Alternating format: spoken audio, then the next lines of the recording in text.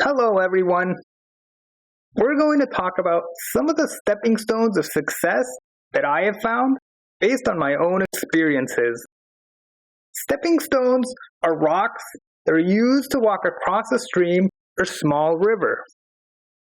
Just like a stepping stone can help you get from one place to another, there are certain principles and ideas that I think can help someone achieve success, and we're going to talk about these right now. Firstly, success is often the result of planned efforts. When you take the time to plan things, it makes it so that you have a better understanding of what could happen every step of the way. It also is amazing because it allows you to work and research before you do something so that when you do it, you don't have to think as much because you've already thought about it. You can also come up with very complex strategies beforehand and have plenty of time to research to see if it could work. Planning is almost like having the ability to stop time momentarily before you perform an action in a way that you wouldn't be able to do if you did everything in real time. You can do all the thinking beforehand so that when you finally do something, you can act precisely as you intend to act. The next stepping stone is skill building. If you want to have success, you're going to need new skills, probably. This means making a plan to learn something that you can use to achieve your goals. It's not just knowledge-based skills that you need to learn, but also physical skills. For instance, maybe you want to be a chef. So the knowledge-based skills would be learning about the foods and all of the rules that you have to follow. And the physical rules would be learning about how to cut things up and practicing using the utensils properly. Another stepping stone is secrecy. What this means to me is that oftentimes you can't really tell people around you what your specific plans and goals are. Most people won't understand why you do what you do or be able to really help you out anyway, which is why you don't need to tell anyone. You also don't know how they'll react. They might think you're bragging or crazy, when in actuality, you're just trying to be a humble worker. Another thing is that when you announce something, it has a way of making everyone around you treat you differently, which could affect your plans, which relies on others acting normally around you.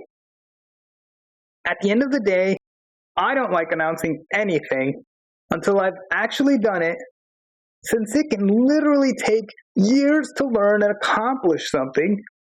Why tell people when they'll see the results anyway afterwards? Which is why I find that the process of learning and growing is best accomplished when you're slowly working on it on your own. That's my method anyway. Now we can talk about sacrifice. When you are doing anything, you are choosing to not do something else that you could be doing. You are sacrificing your leisure or free time. You're going to find that in order to accomplish your goals, you're going to have to choose to dedicate many hours into researching, skill building, and sometimes it might even be years of doing something that is mental or physical work. At the beginning, new activities feel difficult, but usually your brain has a way of making things feel more tolerable after you've spent enough time with it. The good thing is that eventually you kind of learn to like the work that you do. The other good thing is that once you've accomplished a goal or reached success, you can relax and go back to doing the fun things that you liked doing before. Next, we have patience. I think sometimes people don't realize that there is strength in doing something, but also strength in choosing to wait for something as well. It really does feel like an inner strength within you that allows for you to maintain steadiness and wait.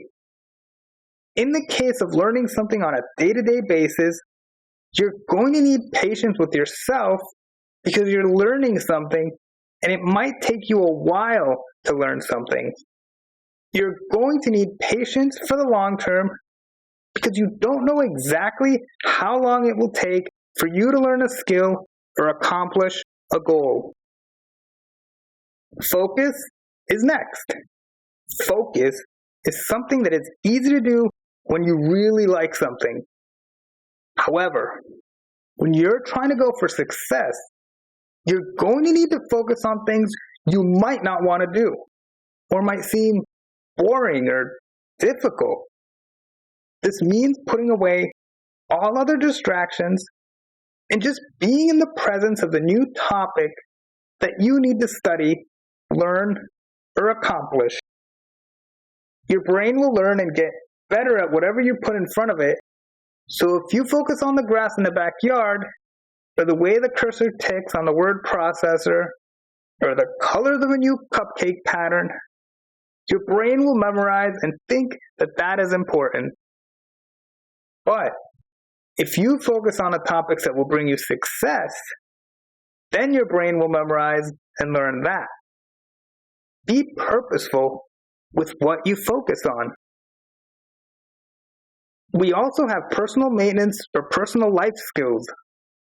We're talking about maintaining personal hygiene, managing your finances, how to eat foods that can sustain you in the long run, how to find what you need to buy, and how to maintain your car. This is different from your usual skills because it doesn't directly have to do with what happens at college or work. But it does indirectly affect your performance at college or work. These things might seem ancillary, but they can have a huge effect in how you feel and how you perform. And if you introduce efficiencies that work really well for you, they can greatly increase your success. What's crazy about this, though, is that there is variance, so there's not one ideal way for everyone to live. I would argue that most successful people have found a system that works for them. Whenever you see someone who has been successful for a long time, obviously, they have personal life skills that they have attained. It's just something that all humans have to do, unlike maybe a robot, which might not need to do as much maintenance. Something else that leads to success is long-term thinking. The ability to use your imagination and quickly run through different scenarios and possibilities can be helpful in determining what you want to do today. What you do today is going to make tomorrow. With practice, you'll be able to understand the time frames required to make things happen, and in this way, you can make plans that span weeks, months, or years. Long-term thinking is something that can be very general or very specific.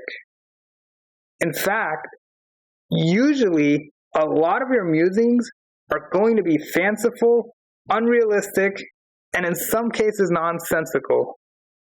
But you have to sift through this part to find the gold nuggets that will hopefully pop into your head while you peruse through randomness.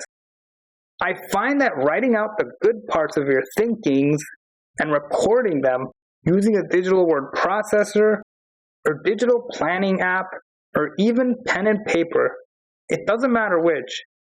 But when you record your thoughts and over time continue to edit and add on to these thoughts, eventually the long-term thinkings become way more complex than they could have been if you hadn't written them out. One more stepping stone is the idea of adaptability or environmental acceptance. Adaptability means changes that can happen all around you. When you're working and reaching for success, there will be all kinds of situations happening in your environment that can require patience. How do you deal with that? When you're working on a project or attempting to pick up a book for the first time, how are you going to deal with the trepidations, the distractions? Maybe your chair is uncomfortable. Maybe it's too hot. Maybe it's too cold. Usually, there's something that is not ideal about your current conditions. You still need to find ways to keep yourself content in the midst of an ever-changing world around you. Be adaptable, because at all times, you can always find something to gripe about. But if you make it a custom to keep yourself at ease and be mentally prepared to not take things too seriously, you should be able to create a system for yourself that leads to success. We're going to end our leap across this stream with this last stepping stone, the stepping stone of gratitude. All throughout our lives, we have parents and teachers and inspirers who give of themselves to us, and seeing yourself as being embraced by their dispensations of knowledge can give you a sense of connectedness to them, but also to the entire universe. Seeing yourself within the grand scheme of things can bring a sense of peace and renewed purpose. Think about all of the successes and adventures your ancestors and predecessors had, from those living in caves to those living just recently. This is how we can find ourselves also crossing on the stepping stones laid out by those who came before us. So let us go across and traverse it. And that's it. These are just some ideas for now.